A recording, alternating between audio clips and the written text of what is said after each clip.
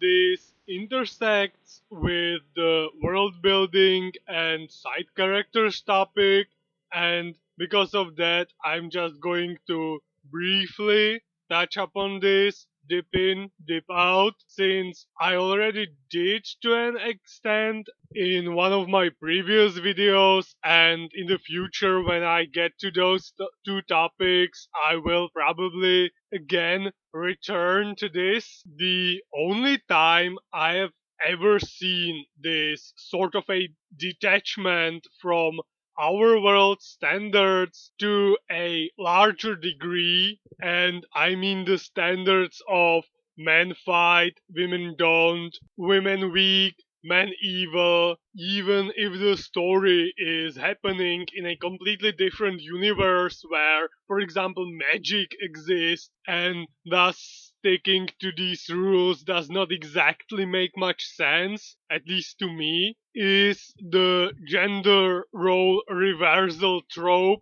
that does something I find disheartening to say the least. It basically emasculates the men and defeminizes the women, which is exactly what I don't want anywhere near my stories. And here is where it ties to my current topic, protagonists. If I ever do attempt to write a female protagonist in a setting where both men and women have the same starting point, the same opportunities, and face the same consequences. I want to be able to portray all that without destroying the identity of both men and women within that setting. And even if it's not a story with a female protagonist, but there are female characters in that story, be it side characters in neutral or friendly relation or straight up antagonists, they would still require and deserve the exact same amount of care, in a sense of making them different both from the male characters within their story and women and men differences that we can observe in our world. And that absolutely is going to be one of the most challenging parts of storytelling for me as an author, to make all of that sound believable and palatable to me as the reader. But that's about it for the intro. And now for more rapid arrows, they found a great fortress to camp at during the weekend, and afterwards Speedy undertook a test ride of a new slide they found and discovered something interesting. And that is tense. The Rapid Arrows thought that they'll be alone in this particular area, and yet that does not seem to be the case. Meanwhile, back in the fortress, Mirek is growing restless since it's taking Speedy quite a lot of time to finish his test ride. Indra and Červenáček are jokingly asking Bubbles to find Speedy, which he does not seem to be exactly interested in, and that makes Redcap laugh that if it was a sausage that got lost, then that would be a completely different scenario. And back to Speedy, he finds the owners of those tents. It turns out that Longpole, with the rest of the Brotherhood of the Cat's Paw, are camping next to a stream as well. They notice him, and it turns out they did not exactly want the Rapid Arrows to know that they were there, and so a chase ensues.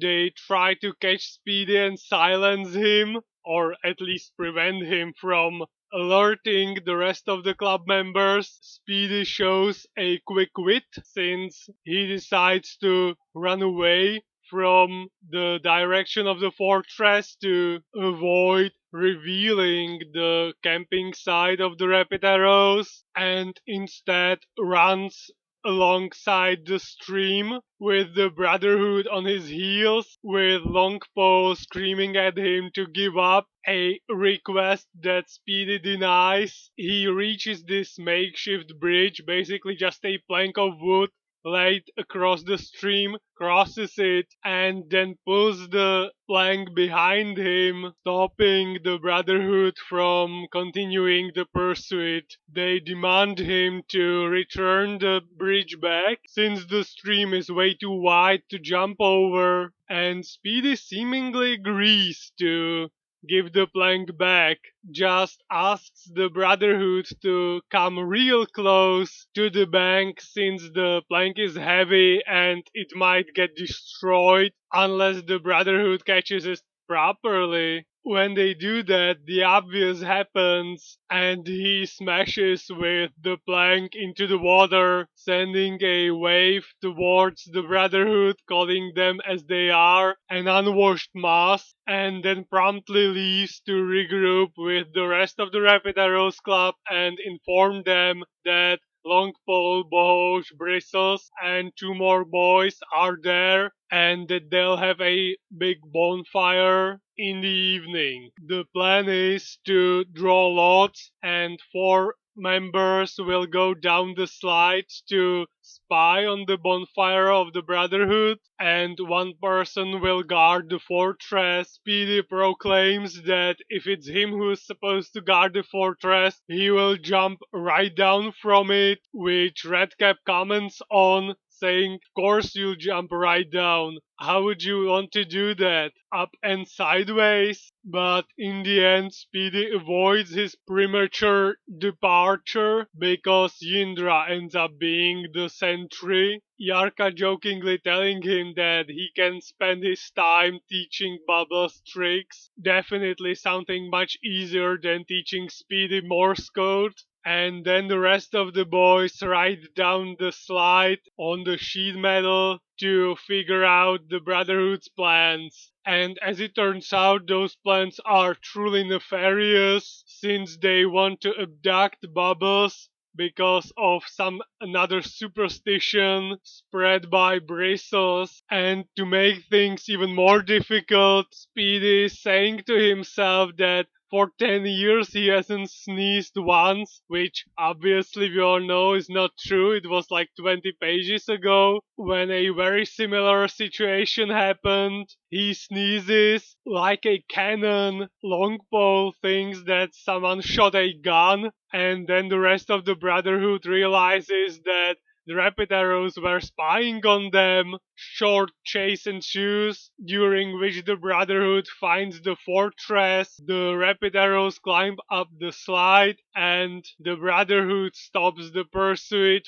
for tonight and promises retribution and vengeance for the next day. And in the morning, the preparations for the grand battle are in full swing. Redcap and Speedy are on the cooking duty, and everyone else is picking up cones as projectiles to defend their fortress with. Mirek directing the boys to spread their ammunition around the whole fortress, even into the watchtower, so that nothing can ever really surprise them. Yarka is in the watchtower reporting the enemy's position. Longpole is going to attempt the slide climb, while the rest of the Brotherhood is gathering underneath the fortress, and they are complaining that the Rapid Arrows picked up all their cones, which Speedy replies to that they should pick up those that they throw at them, which again